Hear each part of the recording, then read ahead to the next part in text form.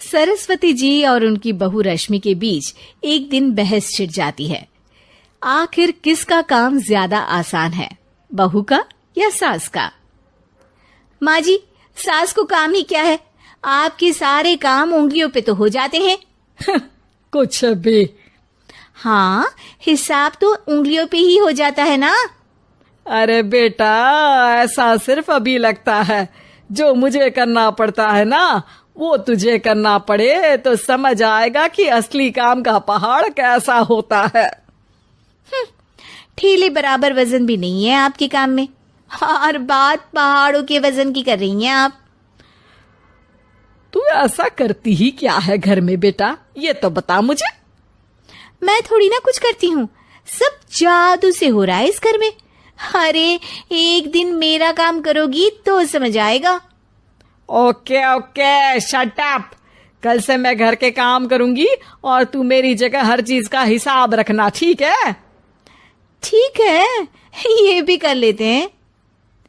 ये सास बहू की डील के बारे में रश्मि के पति अमन को नहीं पता था और ना ही अमन के पिताजी सुरेश जी को। पर गेहूं के साथ साथ जैसे घुन भी पिस जाता है, ये दोनों भी पिसने वाले थे। सुबह अमन उठकर रेडी होता है ऑफिस जाने के लिए, तो पता है उसके कपड़े नहीं निकले हुए हैं। अरे रश्मि, तुमने मेरे कपड़े नहीं निकाले? अपनी माँ से पूछो ना, उन्हीं का काम है ये। अमन अपनी माँ के पास जाता है। अब मेरे कपड़े आज आप देने वाले हो क्या माँ?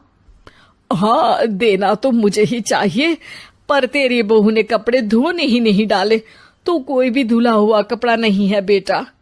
हैं? ऐसा क्यों? कपड़े तो धोने आप ही देते हो ना माँ? अरे बहू ने तुझे बताया नहीं, अब हम अदल बदल गए हैं। मैं अब बहू और तेरी बीवी सास। अमन परेशान हो गया। वो बिना इस्त्री के कपड़े पहनकर ऑफिस चला गया। सरस्वती जी अपने घुटने के दर्द के कारण झुककर घर साफ नहीं कर पा रही थी और ना ही खाना बनाना याद रख पाई। उधर रश्मि पहले ही दिन घर की चाबी घुमा चुकी थी और 300 रुपए का हिसाब अलग नहीं मिल रहा था। पर दोनों का ही घमंड कैलाश पर्वत से भी बड़ा था और दोनों ही खेमे एक दूसरे की बात मानने को बिल्कुल तैयार नहीं थे। शाम को जब सुरेश जी और अमन खाना खाने बैठते हैं तो सरस्वती जी उनके सामने गाजर और पपीते लाकर रख देती हैं। अरे माँ, ये क्या है? ख्याली पुलाव के साथ सलाद। माँ जी खाना बनाना भूल गई लगता है। अरे एक एक चमन्नी का हिसाब है मेरे पास, खाना बनाना कैसे भूल जाऊंगी? ये तो मैंने पढ़ा था कि फल फ्रूट खाने से सेहत अच्छी रहती है, इसीलिए ये ले, एक फल खा ले। रात को सुरेश जी और अमन अपनी मीटिंग बिठाते हैं अकेले में। बाबूजी, इनकी लड़ाई के कारण ना हमें ठीक से खाना मिल रहा है, उल्टा घर के सारे काम रुक गए हैं। हाँ बेटा, 2 भैंसों की लड़ाई में बेचारे खेत के पौधों का भी नुकसान हो रहा है। पर पापा, क्या बताऊं आपको, मैंने माँ को इस महीने की 2 तारीख को बिजली के बिल के पैसे दिए थे। आज बिल भरने के लिए मांगने गया तो पता चला कि रश्मि उन पैसों से गैस सिलेंडर ले आई। अच्छा, तो सिलेंडर के पैसों का क्या हुआ? अब सिलेंडर के तो कोई पैसे नहीं थे बाबूजी, हमारे घर पर गैस की पाइपलाइन लगी है ना। बेटा, इन दोनों का कुछ करना पड़ेगा, नहीं तो अपने घमंड के चक्कर में पूरा घर बर्बाद कर डालेंगी ये दोनों। अमन और सुरेश जी काफी सोच विचार के बाद एक निष्कर्ष पर पहुंचते हैं। रात ही को दोनों अपनी पत्नियों की अलमारी से नई साड़ी निकालते हैं और सुबह जब रश्मि और सरस्वती जी उठते हैं तो देखते हैं कि दोनों पति साड़ी पहनकर चढ़ाव पर सब्जियां काट रहे हैं।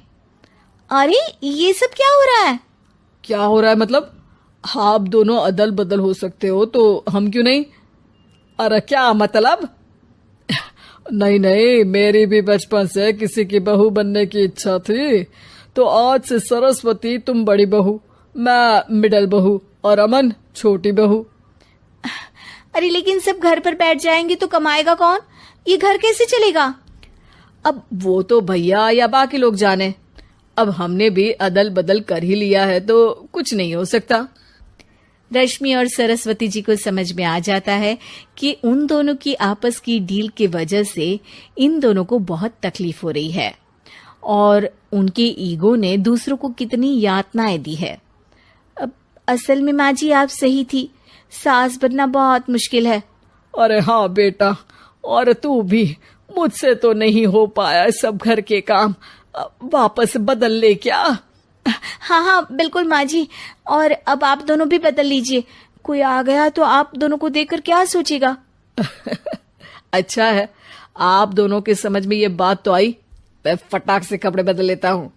अरे रुक जा बेटा, एक फोटो ले लेती हूँ तेरी, मेरी बेटी होती तो तेरे जैसी ही दिखती साड़ी में। और मेरा फोटो नहीं लोगी? और अगर तुम लोगों को ये वीडियो पसंद आई तो यार लाइक मार दो, और नहीं आई तब भी लाइक मार दो, क्योंकि फर्क नहीं पड़ता, सही बता रहा हूं, फर्क नहीं पड़ता, बस लाइक मार दो। और अगर तुम लोग नए हो तो सब्सक्राइब करो, वो जो लाल वाला बटन है उस पर कुछ भी फेंक के मारो, ये माइक फेंक के मारो, ये कैमरा फेंक के मारो, मैंने उल्टा बोल दिया लेकिन मुझे फर्क नहीं पड़ता है, बस सब्सक्राइब